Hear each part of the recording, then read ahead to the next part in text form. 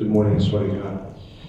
Excellencies, friends from the Diplomatic Corps, friends from prison service here in Thailand, from prison services around the ASEAN region, ladies and gentlemen, good morning again. We've had a busy couple of days here in Chiang Mai and Chiang Rai, reflecting on development in women and the role of the prison service and rural development through the Doi Chung project. Arranged by our partners, the Thai Institute of Justice, and I'd like to thank them and Kittipong Kittiarak and his team for the incredible work to arrange all of this. It has been a huge task, and so I thank you for that, sir.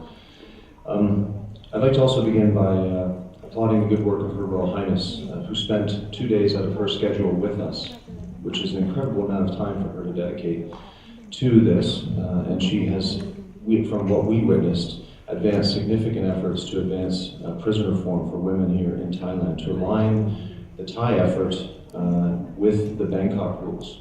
In essence, advancing norms and standards, which we often talk about in the United Nations, but rarely see moving forward in action. So I'd also like to commend the Royal Household for their continued commitment to sustainable development, which we saw yesterday as well. And what we saw at the Chiang Mai Correctional Institute was an incredibly successful pilot of the Bangkok rules with Kamlom Jai, or the Inspire project. Model prisons such as the one we saw in Chiang Mai are only possible with the right investment, financial and technical, and as we saw, the right investment in time and effort by Her Highness.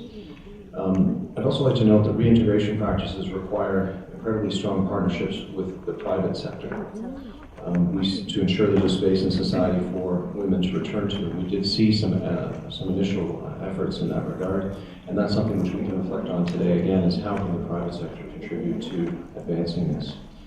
But there's also a need to scale up good practice models such as what we saw at the Women's Correctional Institute in Chiang Mai and the projects under the Kamlom Jai. How will we spur those forward? How will we scale them up? So that's something which we hope will come out of today. And of course, once these things are scaled up, hopefully it will make a contribution to addressing prison overcrowding, which we have to appreciate is a real significant issue here in the country, but also across the region. We have, as we saw through the data presented to us and shared with us at Chiang Mai, 80% of the inmates are in for drug offenses. So how will we address that significant issue, which does hold back, in some respects, the implementation of Bangkok rules? Overcrowding is an issue and space for women is something which we have to reflect on. I'd like to congratulate also the Doi Chung project for their success in sustainable economic and social development. What we saw yesterday, I've seen myself many years ago, but I've seen again yesterday, is an incredible effort made by Doi Chung to mainstream development, efforts putting people first and communities first. And we met those communities yesterday, met community leaders, and heard from them how it had transformed their lives, and how by including them in sustainable development, they managed to achieve a great amount of success over the years. How can lessons be taken from that to further that effort to strengthen development efforts here in this country, but also in the wider region? And it's of course what they demonstrated there was the importance of having economically viable business models for sustainable development and drawing in the expertise of private sector and academia. And of course, meaningful impact always happens in the community, and this includes the access to health services, which are provided by Mae Falun Gong in the Doi Chung model. And that's something that shouldn't be underestimated.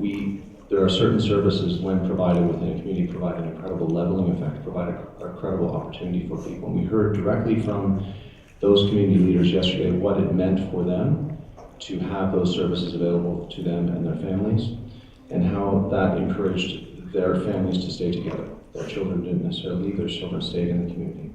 And it's through this approach that UNODC and the United Nations community has been promoting the SDGs, and in our case in UNODC, community-based services, for example, for people who use drugs. So I'd like to again stress gratitude for TIJ's collaboration on this incredible effort, and I think what we'll hear today from the panel in terms of recommendations of how we might take this forward, we very much look forward to, and how we might action those in partnership with the TIJ. So we are committed to this partnership, and we're committed to taking this discussion forward. I'd also like to thank the high-level participants that took their time to be here for a couple of days, particularly ambassadors, and senior members of the diplomatic corps, and again, the prison community from across the country in the ASEAN region.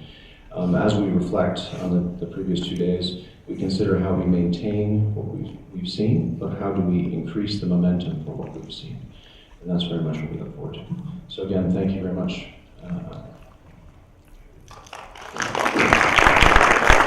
Thank you very much, Mr. Bhagat.